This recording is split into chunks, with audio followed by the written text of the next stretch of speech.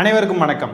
இன்னைக்கு பார்த்தீங்கன்னா தாவேகா சமத்துவ கிறிஸ்மஸ் விழா அப்படின்னு சொல்லி ஒரு கூட்டம் போட்டிருக்காங்க மகாபலிபுரத்தில். அந்த கூட்டத்தில் பார்த்தீங்கன்னா விஜய் அவர்களும் பங்கெடுத்திருக்காரு. விஜய் அவர்கள் தனக்குத்தானே வைத்துக்கொண்ட ஒரு ஆப்பாக அந்த கூட்டத்தை நம்ம பார்க்கலாம். அந்த கூட்டத்தில் பேசிய ஆற்காடு நவாப் முகமது அலி அவர்கள் என்ன பண்ணியிருக்காருன்னு பார்த்தீங்கன்னா, விஜய் அவர்களுக்கு மேடையிலேயே செருப்படி மாதிரி அவருடைய வார்த்தைகளால் செருப்படி கொடுத்துருக்காருங்க. அப்படி அவர் என்ன சொல்லிவிட்டாரு அப்படிங்கிறத காணொலியில் நீங்களே பாருங்க. Our state of Tamil Nadu is the best example of unity. Ninga ella religion, ella faith, ella creed, we have respect for people. It doesn't mean you are Muslim, Hindu, Christian. In Tamil Nadu, the most important thing is you respect as a human being. There is safety for people. There is safety for ladies. There is safety for children. And I think we are the second largest economy in India. So with these words, I wish you all the best. May you reach greater heights. Thank you so much. Thank you so much, sir. ஐயோ, விஜய் அவர்கள் கூட்டிகிட்டு வச்சிருக்கிற chief கெஸ்ட்ல ஒருத்தர் இப்படி பேசிக்கிட்டு இருக்காருங்க. சொந்த காசுலேயே தனக்கு சூனியம் வச்சுக்கிற யாரையாவது பார்த்துருக்கீங்களா? பாருங்க விஜய் அவர்களை. தமிழ்நாட்டில் பெண்களுக்கு பாதுகாப்பு இருக்கு, குழந்தைங்களுக்கு பாதுகாப்பு இருக்கு, தமிழ்நாடு பொருளாதாரத்தில் எவ்வளோ முன்னேற்றம் அடைஞ்சிருக்கு அப்படின்றதெல்லாம் அவர் எடுத்து சொல்றாருங்க. ஆனால் ஈரோட்டில் விஜய் அவர்கள் பேசுறப்போ என்ன பேசினாரு இங்க பாருங்க. பெண்களுக்கு பாதுகாப்பு இல்லை, சட்டம் ஒழுங்கு சரியா இல்லைன்னு சொன்னா தமிழ்நாட்டில் பெண்கள் பாதுகாப்பு தான் அதிகமா இருக்குதான். நீங்க சொல்லுங்க மக்களே, பெண்கள் பாதுகாப்பு இருக்கு, சட்டம் ஒழுங்கு சரியா இருக்கு, அவங்க சொல்றது உண்மையா? Our state of Tamil Nadu is the best example. There is safety for people. There is safety for ladies. There is safety for children.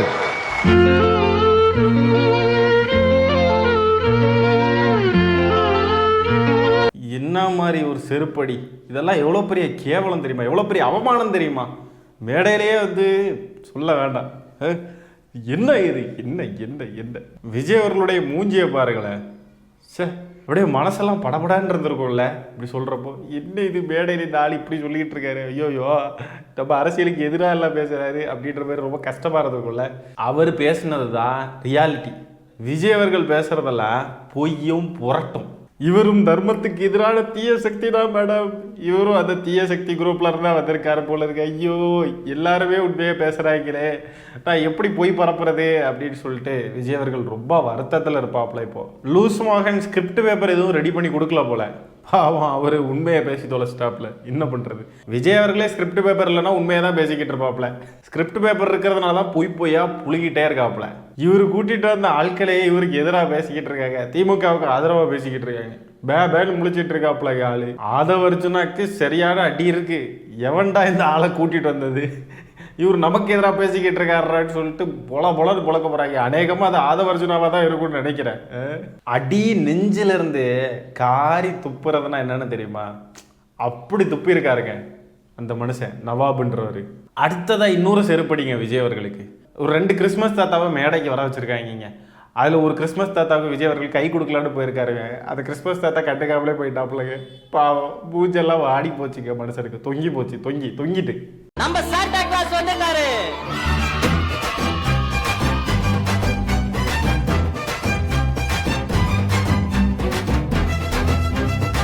அசிங்கப்பட்டான ஆட்டோக்காரன். என்ன இது, நம்ம ஆட்கள் கூட்டிட்டு வந்து எல்லாம் நமக்கு எதிராகவே செயல்படுறாங்க, ஐயோ இது சரியில்லையேன்னு சொல்லிட்டு புலம்பிட்டு இருந்திருப்பாப்புல மனசுக்குள்ள. சரி, அடுத்ததா விஜய் அவர்கள் என்னெல்லாம் பேசியிருக்காரு அந்த கூட்டத்தில் அப்படின்றத பாப்போமா ஃப்ரெண்ட்ஸ், நண்பா நண்பீஸ், வாங்க பார்ப்போம். இது எப்பவுமே என் நெஞ்சில் குடியிருக்கும் தானே ஆரம்பிப்பீங்க. இது என்ன இது? ஈரோட்டில் பேசுகிறப்போ மஞ்சள்னு ஆரம்பிச்சிங்க. மஞ்சள் சொல்லலையா? அப்போ மஞ்சள்னு சொல்லி ஆரம்பித்தா ஏதோ நல்ல காரியம், அதனால் மஞ்சள் சொல்லலான்னு நான் இனிமேல் எல்லா இடத்துலையும் மஞ்சள் சொல்லுவீங்கன்னு நினச்சேன். இப்போ இதுன்னு ஆரம்பிக்கிறாரு. இதுன்னு சொல்லிட்டு ஒரு கேப் விடுறாருங்க. அந்த கேப் எதுக்காகன்னு பார்த்தீங்கன்னா, இந்த தற்குறி ரசிக குஞ்சுகள்லாம் கத்தணும். அது ஒரு என்ன சொல்ல, அந்த இன்ட்ரோலையே விஜய்க்கு என்ன மாசு பாருங்க, மாசு கூட்டம், விஜய்க்கு என்ன கிரேஸு பாருங்க, எல்லாரும் கத்துறாங்க பாருங்க, பேச விடாமல் கத்துறாங்கன்னு சொல்லிட்டு அந்த ஒரு இமேஜ் கிரியேட் ஆகும். அது அது உள்ள ஒரு போதை விஜய் அவர்களுக்கு. அதுக்காக தான் அந்த கேப் விடுறாப்புல கேப். இது ஒரு அன்பான தருணம், அழகான தருணம். ஸோ புளிச்சு போன மாவுங்க, அன்பு அழகு, மற்றவங்களோட நம்பிக்கையை மதிக்க சொல்லி தரும்.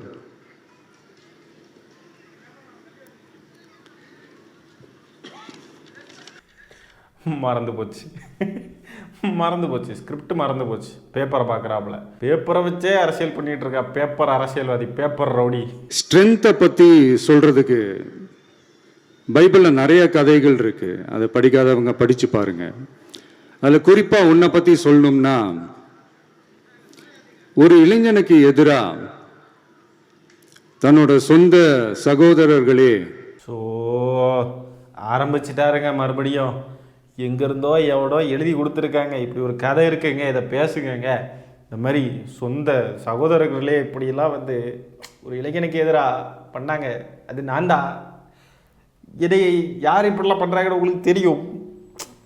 அதனால் மக்களே சிம்பத்தி கொடுங்க, எம்எல்ஏ இறக்கப்படுங்க, அவங்கள தீய சக்தியை பார்த்துக்கோங்க அப்படின்னு சொல்ல போகிறாப்புல பாருங்க. பொறாமைப்பட்டு அவனை பாழும் கிணத்தில் தள்ளிவிட்டு அதுக்கப்புறம் அவர் எப்படி மீண்டு வந்து அந்த நாட்டுக்கே அரசனாகி.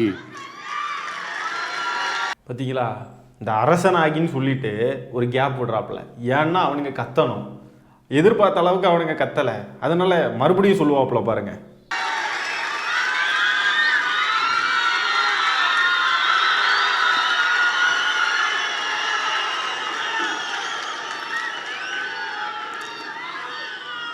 அந்த நாட்டுக்கே அரசனாகி. பார்த்தீங்களா, மறுபடியும் வந்து கேப் விட்டு பார்க்குறாப்புல. கத்துங்கடா, அடி கத்துங்கடா, ஏன்டா இப்படி இருக்கீங்க, உசுரை போட்டு வாங்கிறீங்க. உங்களுக்கு தான் நான் எத்தனை வார்த்தைகள் வச்சிருக்கேன். நெஞ்சில் குடியிருக்கும் ஆச்சரிய குறிகள், கான்ஃபிடண்டாக இருக்கேன், வெற்றி நிச்சயம், நல்லதே நடக்கும், இப்படிலாம் சொல்கிறப்ப கத்துறீங்கல்ல, இந்த மாதிரி கத்துங்கடா, கத்துங்க. அரசனாகின்னு சொல்கிறேன்டா, அரசனாகி நான் அரசனாகிறத பற்றி பேசுகிறேன்டா, கத்துக்கடா அப்படின்னு சொல்லிட்டு விஜய் அவர்கள் எதிர்பார்த்து தான் அந்த கேப் விடுறாப்புல. இது ஒரு கட்சி தலைவடா, ஒரு அரசியல்வாதியா, அவனுங்களை ரசிகர்களாகவே வச்சிருக்கணுன்றது தான் விஜயோடைய எண்ணமுமே. அதுக்கு தான் இப்படிலாம் இருக்காரு. ஏதாவது உருப்படியாக பேசுகிறாரு பாருங்க. சும்மா வந்து என்னை இப்படி பண்ணிட்டாங்க, அப்படி பண்ணிட்டாங்க, பைபிளில் அந்த கதை இருக்குது பாருங்க, இதில் இப்படி சொல்லியிருக்காங்க பாருங்க, அது நான் தான், அது என்னை பற்றி தான். ஷோ, தனக்கு துரோகம் செஞ்ச தன்னுடைய சகோதரர்கள் மட்டுமல்ல, அந்த நாட்டே எப்படி காப்பாற்றினாருன்னு சொல்லி இந்த மாதிரி நிறைய இன்ட்ரெஸ்டிங்கான கதைகள்லாம் பைபிளில் இருக்குது. படிக்காதவங்க படித்து பாருங்க. அந்த குறிப்பிட்ட கதை யாரை பற்றின கதைன்னு நான் சொல்லி தெரிய வேண்டிய அவசியம் இல்லைன்னு நினைக்கிறேன். அது உங்க எல்லாருக்குமே நல்லா தெரியும்.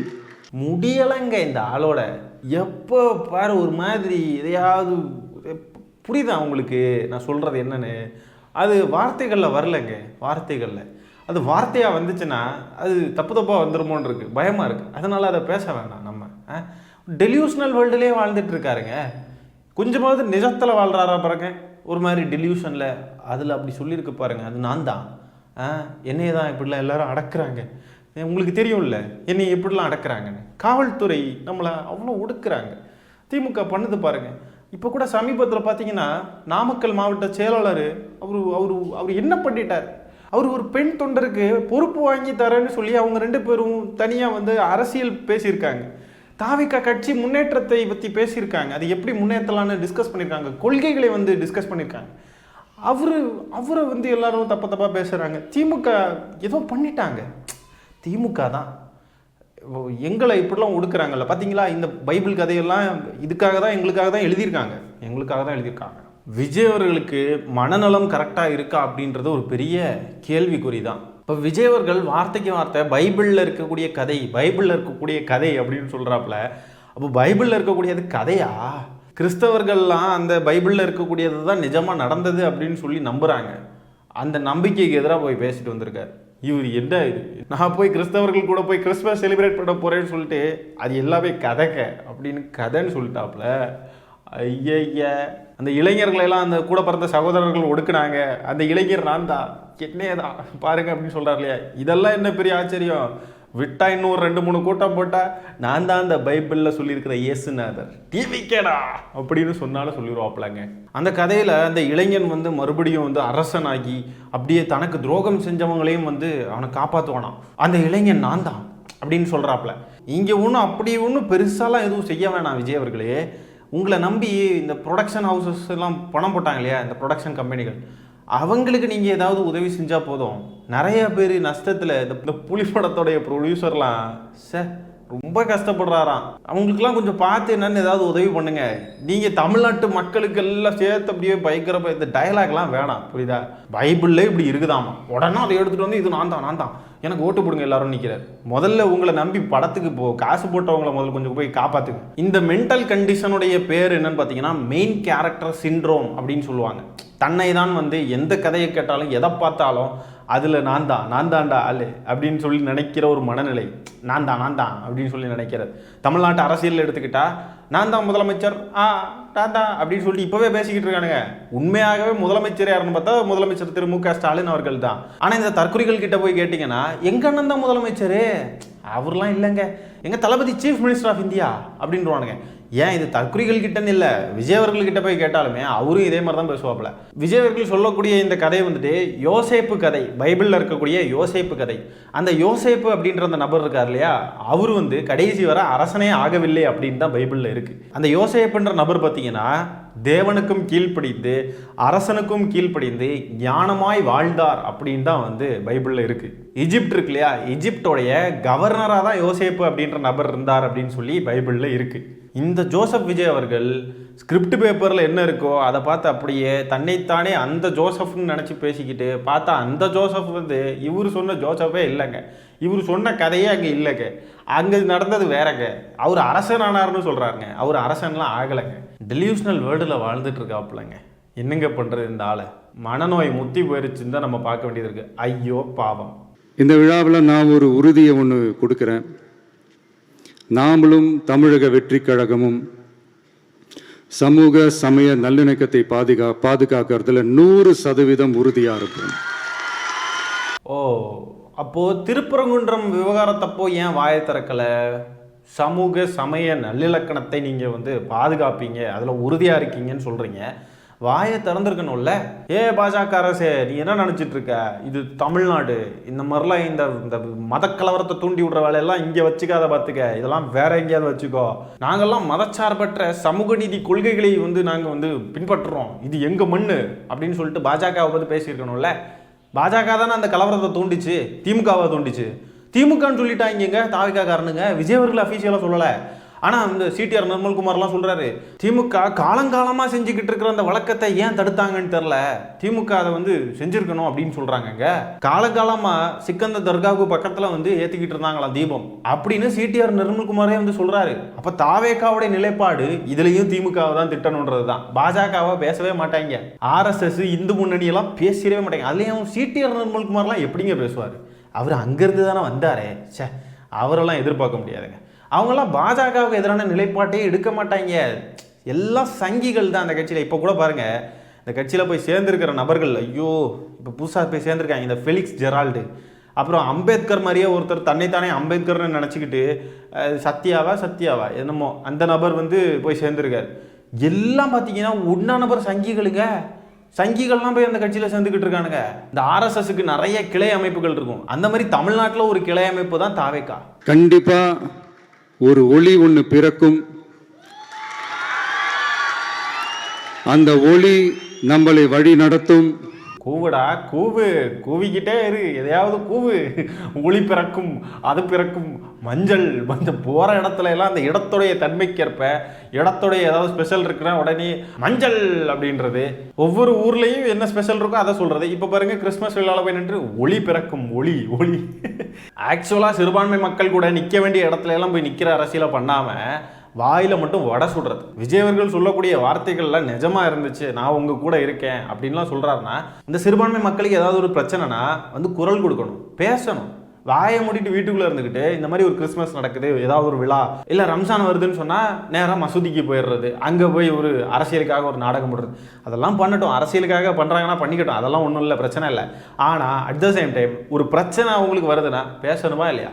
நான் உங்கள் அண்ணன் நான் உங்கள் இந்த சிறுபான்மை மக்களை எல்லாம் பாதுகாக்கிறேன், நான் எல்லாம் பண்ணுறேன், அது பண்ணுறேன், இது பண்ணுறேன்னு சொல்லிக்கிட்டு அந்த மக்களுக்கு ஒரு பிரச்சனை வரப்போ விட்டுக்கிட்டு ஓடுற நபராக இருந்துக்கிட்டு வாயில் மட்டும் வடை சுட்டுக்கிட்டு இருக்காப்புல. இந்த ரசிகர்களை பார்த்து சொல்கிறாரு, நீங்கள் எல்லாரும் என் குடும்பம், நீங்கள் எல்லாம் என் அண்ணன் தம்பி அக்கா தங்கச்சி அம்மா தங்கை அப்படி இப்படின்னு பேசிக்கிட்டு இருக்காப்புல. அந்த மக்கள்லாம் கரூரில் கொத்து கொத்தா செத்தாங்க, அந்த நேரத்தில் விட்டுக்கிட்டு ஓடினாப்புல. இப்போ பாருங்க, நான் வந்து மதச்சார்பற்ற சமூக நீதி கொள்கைகளை நான் வந்து பாதுகாப்பேன், நான் வந்து இப்படி அப்படின்னு சொல்கிறாப்புல. ஆனால் திருப்பரங்குன்ற விவகாரத்தில் வாயவே திறக்கலை. வாயாலே வடை சுடுவார் அந்த பாட்டு தான் வந்து விஜய் அவர்களுக்கு பக்காவாக பொருந்தும். கான்ஃபிடண்டா இருங்க, நல்லதே நடக்கும், வெற்றி நிச்சயம், என் நெஞ்சில் குடியிருக்கும்.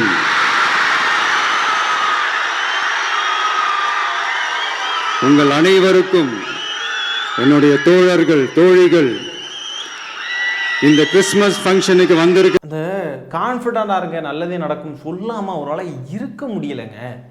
அப்படி அதில் என்னதான் இருக்கு, அதை சொல்லி என்னது?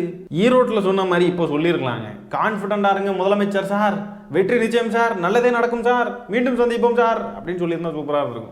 சரி மக்களே, இந்த காணொலியை நான் இதோட என் பண்ணிக்கிறேன். நன்றி, வணக்கம்.